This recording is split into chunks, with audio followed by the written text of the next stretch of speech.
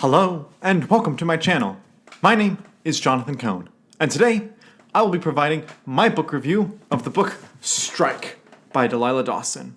This is the sequel to the novel Hit, also by Delilah Dawson. If you've been watching the channel, you probably saw my review of Hit.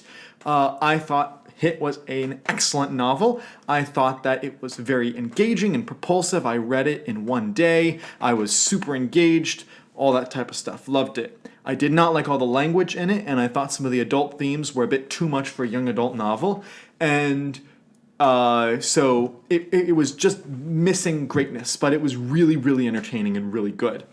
That is essentially how I feel about Strike, although it's a bigger book, but isn't quite as engaging as Hit, but still a really entertaining book. So, to begin with, let me talk about my overall description of the book. I would describe this book, as I would all Delilah Dawson books, as visceral. There is just this element of her writing that makes you feel what you're reading. She describes the food and the feelings and the pain so well in her characters that it just feels like you're experiencing it as well. It's an impressive feat that not many authors really have well. She has enough description to really make you feel it, but not too much that it's just blobs of description. There's lots of action and lots of dialogue, but also a good balance of description, which I think is really good. So she's a very compelling, visceral author. This book is much bigger than the predecessor. Not only is it 50% longer, but also it has a bigger cast of characters, it has bigger scope, lots more is happening, more villains in this book. The book Hit was split up, and each chapter was a different person on the main character's hit list. Whereas this book doesn't have that split up. Instead, it has chapters that are just natural breaking points, and it just runs like a traditional novel, and as such. But while the first book was about her getting on her hit list and doing what she needed to do to survive, Strike is about striking back against the machine, against Valor, this evil bank company. And the premise of this series, if you didn't catch my first video, was this bank, Valor Savings Bank, has basically taken over the U.S., and they had this little thing in their terms of service that said if you didn't pay off your debt immediately, they could either kill you or make you kill other people. And so it's a crazy, anarchistic U.S. right now. Kids are murdering adults, things are weird happening. And in this book, she and her best friend / boyfriend, Wyatt, are getting together with a bunch of other people to strike back against Valor. Except this book explores some interesting themes. Particularly, this book explores the themes of found family and PTSD. This book looks at the themes of just Patsy's main characters that are around her, all her friends, but they become like a pseudo family with her. And they become a tight-knit group. But when her real family does pop in now and then, she doesn't have the connection to them that she does with her not real family. And so it's weird that her friends are closer to her than her actual family. And so there's an interesting dynamic there.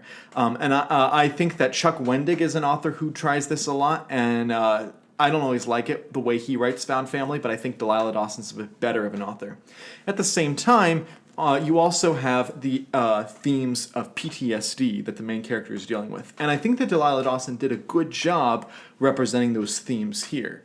However, other authors in the genre literature have explored this as well, particularly Brandon Sanderson with his Stormlight Archive. And I think that Brandon's a bit better at writing this stuff than perhaps Dawson is. But still, well done with that theme. And this book also really looks at when you have an anarchy an evil government that you're fighting against. How evil are you willing to let your organization that you work for go? There's the group, the Citizens for Freedom, and you know right off the bat there's something wrong here. They're not upright good guys that we have to work with. And at what point do they cross the line that makes you not want to fight with them, but instead fight against them? It's a very interesting exploration of these themes. And when it comes to that part of the storyline, it's incredibly predictable, yet incredibly entertaining.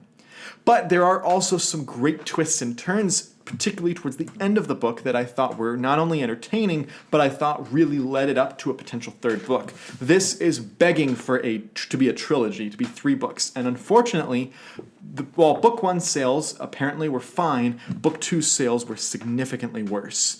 And it's been several years, and the author and the publisher have basically said, no, there will not be a third book. And that is a shame, because there are questions that need to be answered, and I think it would be a really good story if it was published. I think that since the publisher isn't willing to do it, if the author, Delilah Dawson, was wanting to do like a Kickstarter or to do a Patreon for it, I think that that would be a good way to do it. I think she's building an audience with her other books, that she has a big enough audience that she could try to get it done. But regardless, this book ties up everything in the micro plot of this, but there's still a macro plot happening. Same with the first book. The first book does tie up everything in the micro sense, but there's still a macro stuff happening. This book, the climax of this book, coupled with the found family themes, really reminded me of Stranger Things. The dynamic of the characters reminded me of the first 2 seasons of Stranger Things, and then the climax of this book reminded me of the climax of Stranger Things season 3. Which I just thought was interesting that I felt that way. And then also, there are some great references and Easter eggs in this book. There's some references to Watership Down, to the song My Milkshake Brings All the Boys to the Yard, which is a weird one. There's Star Wars references. And there is a moment in this book that had me in stitches laughing. It was so funny when one character refers to other characters as Hillbilly Borg. Oh my, it works in the moment, and I was in stitches laughing. It was so funny. So I thought this book was an entertaining book. The problem is it's not as propulsive as the first book. The first book moves faster. It's more an engaging read. I think it's tighter narrative. Although I enjoy a lot of the themes of the second book, I think the first book delivers a bit more solidly. So I think the first book's a little bit better. And again, both books suffer from way too much language and way too much adult content for a young adult book. But nonetheless, very entertaining. I would give this book a 7.5 out of 10. For comparison, I gave the other book an 8.5 out of 10.